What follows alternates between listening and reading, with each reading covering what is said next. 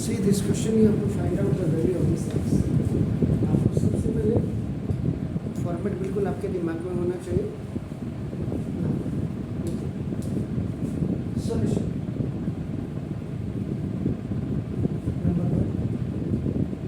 It's a question of also the pole. क्या कह रहे हैं? 4 1 3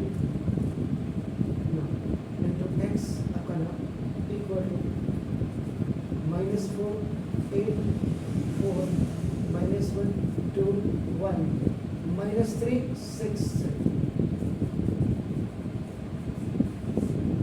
ये है सर आपका नाम. इसमें देखिए आपका नाम सिंपल. आपको कभी कभी फॉर्मेट बिल्कुल आपको क्लियर हो जाता है. आपका देखो 4 1 3 ये x इस इक्वल टू आपका होगा now x y z and b is equal to आपका नाम होगा this -4 8 4 -1 2 1 -3 6 3. It's not simple. It's very simple. देखो आपका नाम given ax is equal to आपका b. a आपके पास है, b आपके पास है. इसका मतलब we have to find out x.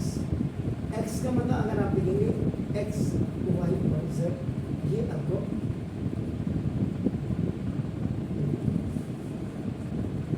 अब ये डिपेंड करता है आपका नाम. आप इसको हॉरिजॉन्टल सिंगलटन में लिखते हैं या आप इसको एक्स वाई जेड आपका वर्टिकल आपका नाम वर्टिकल सिंगलटन में आप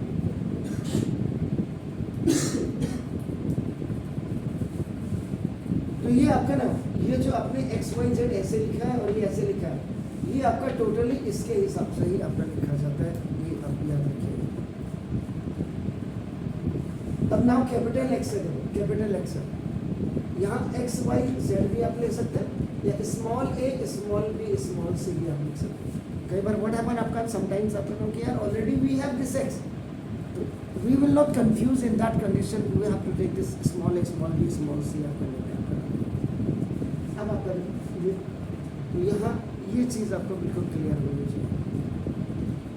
तो देखो अब क्योंकि आपके पास नॉर्म्स हैं तो थोड़ा सा बहुत ज़्यादा क्लियरिटी आपके अंदर होनी चाहिए.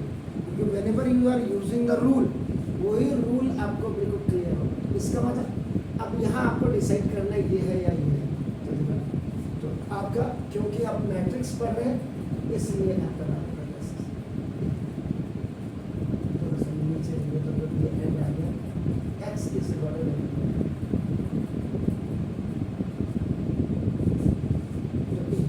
ये आप इसको हॉरिजॉन्टल वैल्यू को आप कहेंगे क्यों लेंगे तो देखो 4 1 3 आपका देखो ना कैसा इनटू आपका x y z और इक्वल टू -4 8 4 -1 2 1 -3 6 3. यहाँ लेफ्ट साइड में आपके मल्टीप्लिकेशन आपका देखो एक रूल आप यूज करें. मल्टीप्लिकेशन रूल यूज करेंगे तो क्या होगा आपका क्या है ये दिस. अब यहाँ ये कॉलम है. हर समय आपके दिमाग में जो घुसा हुआ है देखो कॉलम ऐसे अब आपका रो के साथ है या आपका कई बार होगा सर यहाँ तो हमको देखो इसको आप ये भी लिख सकते हैं R1 R1 R2 R3. This is column 1. This is column 2. This is अब आप तो this is रो आपका कॉलम के साथ अगर आप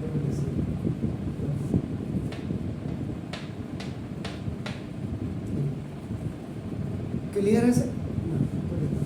तो ये आपका 4x आपका प्लस 4x now 4 4 this अब आपका 1x 1 1y 1z मल्टीप्लाई हो रहे हैं, ठीक है। आपका देखो दिस आपका 3x आपका सॉरी 3x आपका 3y और 3z इक्वल -4 8 4 -1 2 1। बहुत सिंपल सा सवाल था, कहीं कोई लॉजिक ही नहीं। अब आप ठीक है, corresponding elements with of first matrix and second matrix indicator 4x equal to -4, तो therefore upon x is equal to -4 upon 4 minus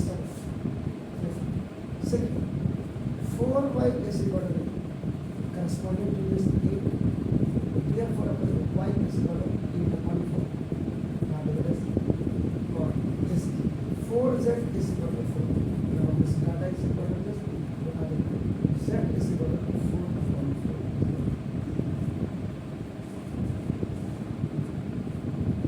अब आपको क्या बाकी को पता नहीं, यहाँ पे देखो 1x is equal to -1 x की वैल्यू -1 ही है, 1y is equal to y की वैल्यू देखो 2 आ रही, z की वैल्यू देखो यहाँ से इसको देखो ये -1 आ रही, इसको बहुत ज़्यादा करनी है तो clear. therefore x is equal to -1, y is equal to 2 और z is equal to 2। मैं आपने क्या कहते हैं x कैसे लिया था आपने, इसको ऐसे x y z equal x is equal to -1 equal to 2। तो वेरी सिंपल सा now 2 please do it। Sir जो x की वैल्यू हमने वो मानी है ना दी हुई थी x की वैल्यू, ये सिंपल है।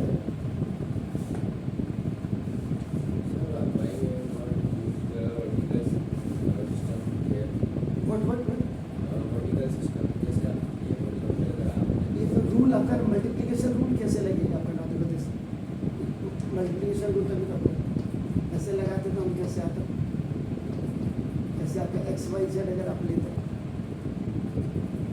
ऐसे रोज कॉलम के साथ आएगा। सर तो x y z को हम लोग ऐसे करते थे ना, देखिए ट्राई कर लीजिए, ट्राई करो ना, ट्राई करिए आप, अभी आपको पता लग जाएगा। ये आपको हॉरिजॉन्टल में इसीलिए लिया है क्योंकि देखो आपका राइट साइड में जो बी है, बी आपके नाम इस बी इज आपका 3 × 3 के डिटरमिनेंट आता है। तो ये जब आपका सिंगलटन वर्टिकल आपका नाम इसके साथ सिंगलटन आपका हॉरिजॉन्टल के साथ मल्टीप्लाई करेंगे तो ये भी आपका 3 × 3 की मैट्रिक्स आनी चाहिए, तभी करस्पॉन्डेंस वैल्यू जो है आपकी इक्वल आपकी आएंगी, उनकी वैल्यू को आप फाइंड आउट कर पाएंगे। आप समझ गए, तो ये चीज़ें आप हमेशा क्लियर